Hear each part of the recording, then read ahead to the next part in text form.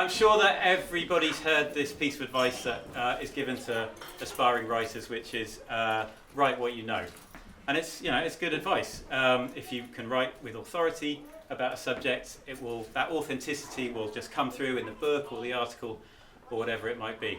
It's good advice. This is advice I've completely ignored with my book, which was pointed out to me in very stark terms by Paul Bruin, who I don't think has made it tonight, but in his unique style. I was explaining the premise of the book to him one day, and he looked at me and kind of quizzically, and he said, "Right, so you're a man, and you've written a book where the main character's a woman, and she's an expert in a complex scientific field that you know nothing about, and you've set it in one of the most unique places in the world, a place that you have never been to."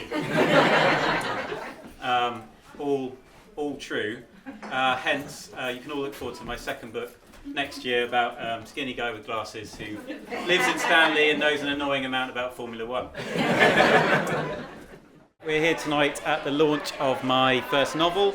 It's called Whiteout, and it's just been published by HarperCollins, and the Jetty Centre have very kindly agreed to host a little launch event for me. It's quite nerve-wracking. It was a long process to write this book and then to find a publisher and then to get it published. I probably started writing this, I think 2017 or 2018 was when I started it, so it's been a long road to get to this point. So to see it finally published is great, but it's a bit nerve-wracking that people will be now reading it and seeing what it's like. So the book is about a glaciologist, a scientist called Rachel. The book opens with her trapped in her research station, very remote in Antarctica. It's the middle of the polar winter, so it's dark, it's very cold. She's on her own, she's lost contact with her team, with base camp, she's stuck where she is, she's running out of supplies, and then, to compound matters, she's lost contact with the outside world, except for a radio broadcast that she keeps hearing on a loop, explaining there's been a nuclear strike on the UK. The original inspiration was I came across the transcript on the BBC website of what really would have been broadcast over the radio had there been a nuclear strike on the UK in the Cold War. I came across that transcript and I found it absolutely fascinating. And I started to think, what would it be like to hear that, but if you were already trapped somewhere and cut off from the rest of humanity, how would that feel?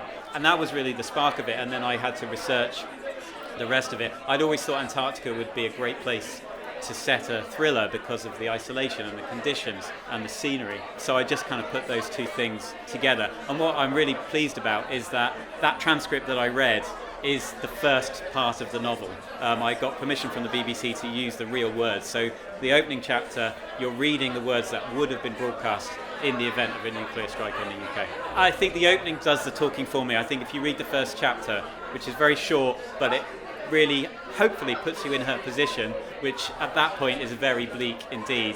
And I really hope that if you read the first chapter, you'll be keen to read more and find out what happens to her.